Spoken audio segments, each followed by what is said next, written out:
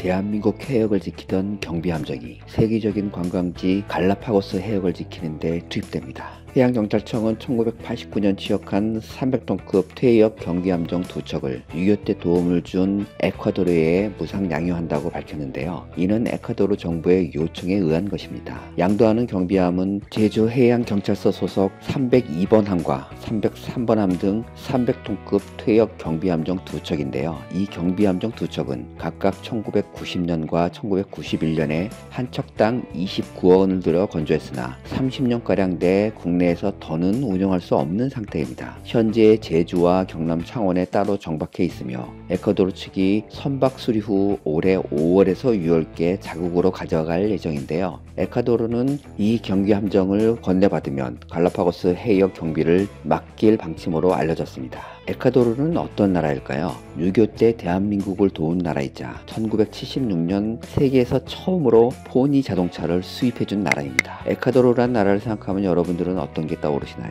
나라 이름에서 보듯 적도 기념비가 있는 적도의 나라, 다인 때문에 널리 알려진 갈라파고스 섬이 있는 나라, 네오의 일상 다반사가 보는 관점, 즉 대한민국의 관점에서만 에콰도르를 생각해 보겠습니다. 우선 1950년 유엔군의 6.25 참전 결정을 도운 나라입니다. 6.25 전쟁 때 당시 우리와 함께 싸워준 유엔 참전국은 총 21개의 국가가 있는데요. 전투에서 직접적으로 도움을 준 전투부대 파견국은 미국, 영국, 캐나다, 터키, 호주를 비롯한 총 16개국이 있고요. 중립노선을 펼쳤던 스웨덴과 인도를 비롯한 덴마크, 노르웨이, 이탈리아 등 5개 국가는 의료 지원국으로 활동을 했습니다. 이외에도 국내 사정으로 물자나 재정 지역을 한 39개국이 있는데요. 에콰도르도 6.25 때 우리에게 물자 지원을 해준 고마운 나라입니다. 1951년 자국에서 지진이 났지만 전쟁 중인 한국에 쌀 500톤과 의약품을 보내주었죠. 별것 아니라고 생각할 수도 있지만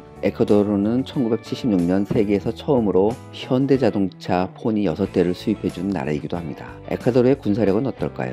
에콰도르는 면적이 28만 평방킬로미터로 한반도의 약 1.3배입니다. 수도는 키토로, 인구는 2010년 기준 약 1,500만 명이죠. 군사력은 2011년 기준으로 총 병력 4만 명입니다. 육군 3만 명, 해군 5천 명, 공군 5천 명입니다. 경찰은 4만 8천 명입니다. 그럼 갈라파고스 섬에 왜 경비함이 필요할까요? 에콰도르 해안으로부터 서쪽으로 약 1000km가량 떨어진 7,850평방킬로미터 면적의 갈라파고스는 크고 작은 19개의 섬으로 이루어진 제도인데요. 다양한 해양생물과 아름다운 바다로 유명해 관광지로 각광을 받고 있죠. 1859년 다윈의 종의 기원이라는 책을 낸 바로 진화론의 기초를 확립하는 데 근간이 되었던 섬입니다. 하지만 갈라파고스 섬 부근 해역은 다른 나라 어선들이 불법 조업을 일삼으면서 에콰도르가 골머리를 앓고 있는데요. 갈라파고스 섬 해역을 지키는 에콰도르 경비함정은 단 한 척으로 일정 장소에 대기했다가 상황이 발생했을 때 출동하는 방식을 취하고 있겠지만 넓은 해역 전체를 경비하기에는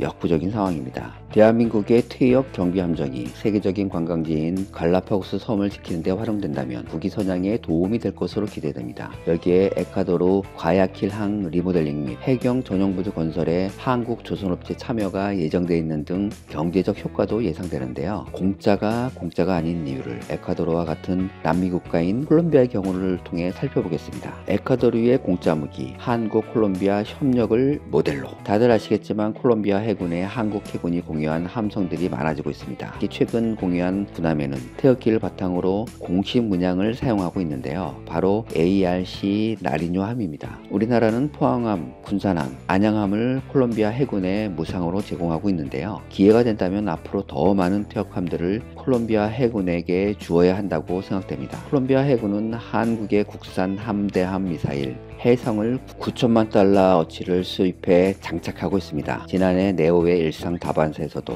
콜롬비아 해군 해성 발사 성공, 공짜 무기 효과로 해성, 신궁, 천궁 수출한다라는 콘체를 통해 설명해드린 바 있죠. 이 영상에서 콜롬비아 해군은 한국산 해성 미사일로 대규모 선박침 훈련을 공개해 그 위용을 자랑했죠. 해성 미사일의 위력은 콜롬비아 해군의 전투력을 증강시켜주고 있어서 당분간 주변국들 간의 경쟁적 우위를 달성할 수 있을 것으로 판단됩니다. 현재 한국은 미국과 함께 콜롬비아에 가장 큰 도움을 주고 있는 나라인데요.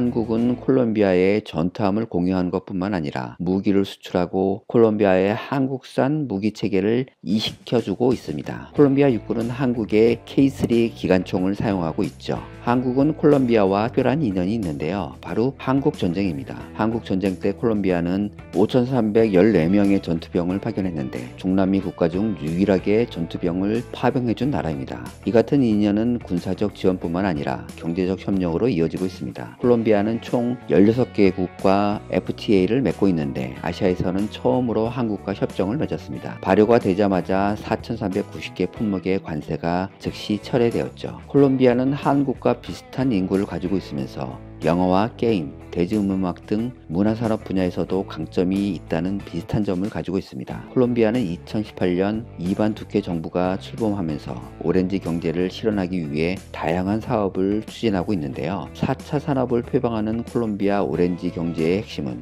영화, 드라마와 같은 문화산업입니다. 한국은 이미 드라마와 영화, K-팝 등 다양한 문화산업에서 중남미뿐만 아니라 전 세계로 수출하는 콘텐츠 강국입니다. 콜롬비아의 젊은이들도 BTS를 비롯한 K-팝 아이돌에 열광하며 한국의 엔터테인먼트 산업을 배우겠다고 하고 있습니다. 한국 콜롬비아 간 FTA가 발효된 지 3년이 지나면서 발효 이전 12억 달러 수준이던 양국의 교역액이 현재 20억 달러에 근접하고 있습니다. 우리는 주로 스마트폰과 자동차 부품, 자동차를 수출하고 콜롬비아는 우리에게 유연탄과 커피, 원유를 수출하고 있습니다. 최근 한국의 기술력은 콜롬비아의 일상을 변화시켜주고 있는데요. 콜롬비아 수도 보고타에서는 대중교통수단 간의 무료 환승 시스템이 한국의 기술로 지어졌습니다. 이로 인해 한국의 정보통신 기술이 보고타 저소득층 주민의 교통비 부담을 줄여주고 있죠. 또 기아 자동차가 질주하고 있습니다. 기아의 모닝과 소울을 기반으로 한 택시는 콜롬비아 시장에서 선풍적인 인기를 끌고 있는데요. 기아는 콜롬비아를 전초기지로 삼아 남미 주요 시장을 더욱 확장시켜 나갈 계획을 세우고 있습니다. 현대중공업은 콜롬비아의 힘센 엔진을 정용한 친환경 엔진 발전소를 지난해 완공했습니다. 이 발전소에 설치된 힘센 엔진은 기존 모델보다 높은 출력과 LNG와 경유의 선택이 가능해 연료비를 줄일 수 있게 되었습니다. 이 발전소를 포함해 현재까지 콜롬비아에 5곳의 엔진 발전소를 세웠습니다. 콜롬비아의 부통령은 작년 12월 한국을 방문했는데요. 부통령은 한국 전쟁 당시 중남미 국가 중 유일하게 참전한 콜롬비아는 한국과 형제와 같은 나라라고 말했습니다. 또한 콜롬비아 국민은 한국에 대해 존경과 호기심이라는 두 가지 이미지를 가지고 있다고 했습니다. 한국은 전쟁이란 역경을 이겨내고 경제 규모 세계 10위권 국가로 발전했고 짧은 시간에 눈부신 발전을 이뤄냈다며 진심으로 존경하는 마음을 가지고 있다고 했습니다.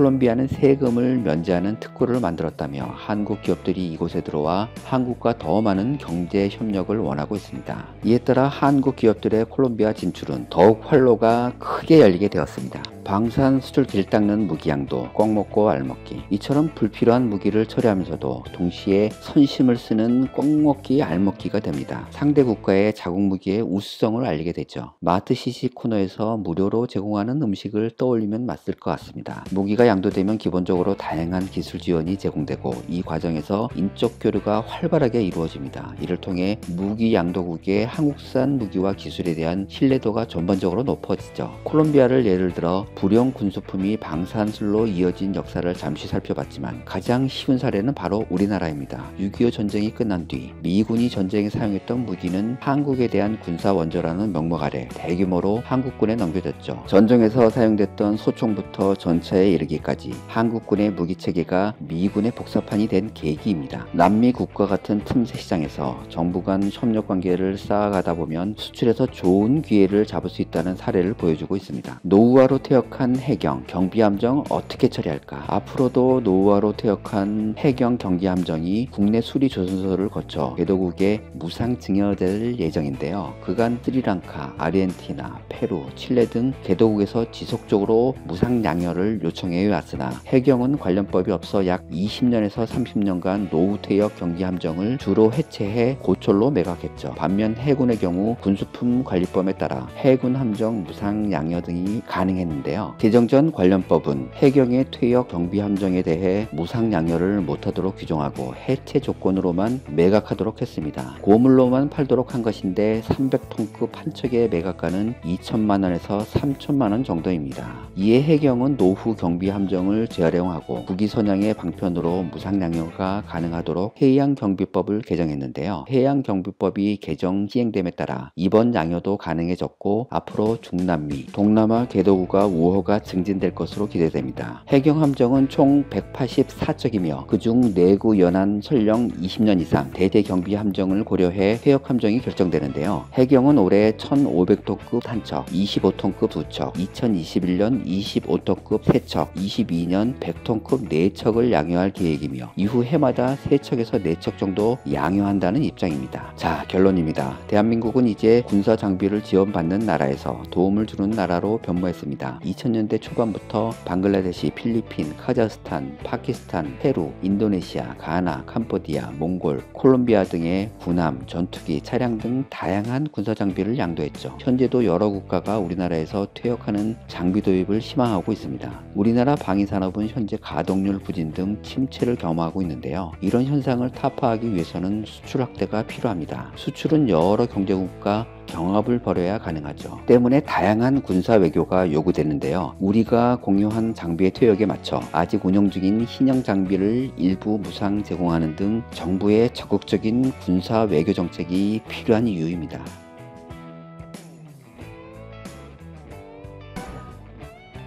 최근 영상들에서 위기 속 우리 한국의 노력이 세계에서 어떻게 평가받고 있고 또 일본과 중국의 국민들은 그걸 어떻게 인식하고 있는지를 살펴보고 있습니다.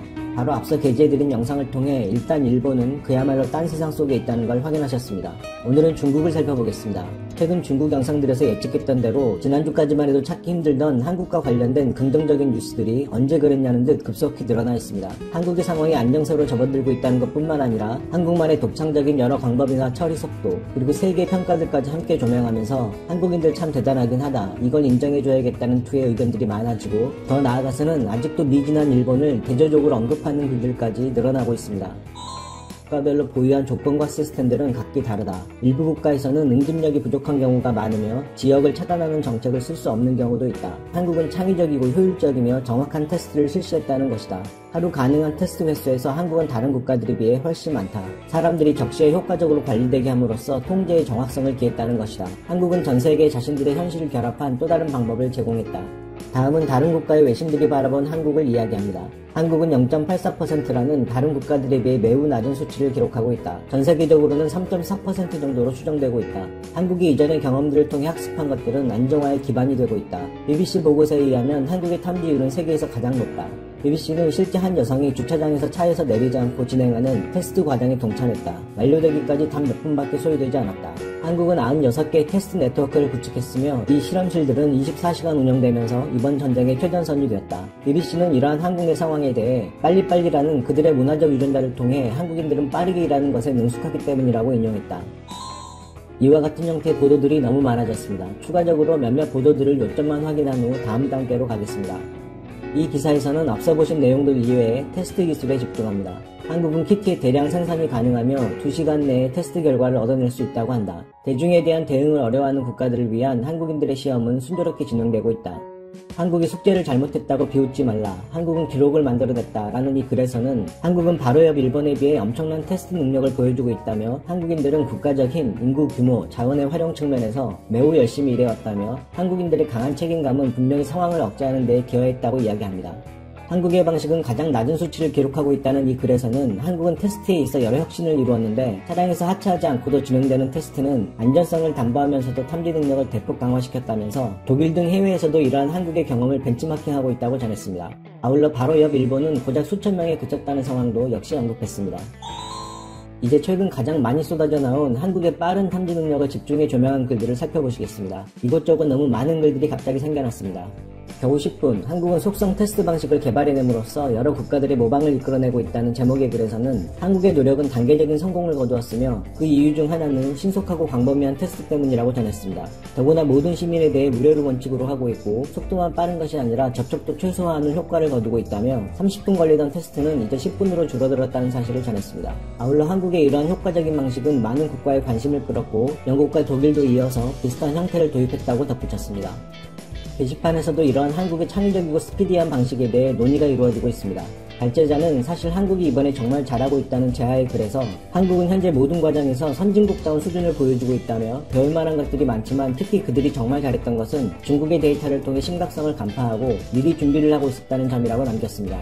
이 발제글에 대한 댓글들도 있길래 확인해봤는데 짧은 글들이었지만 거의 대부분 긍정적이었습니다. 대충 훑어보겠습니다.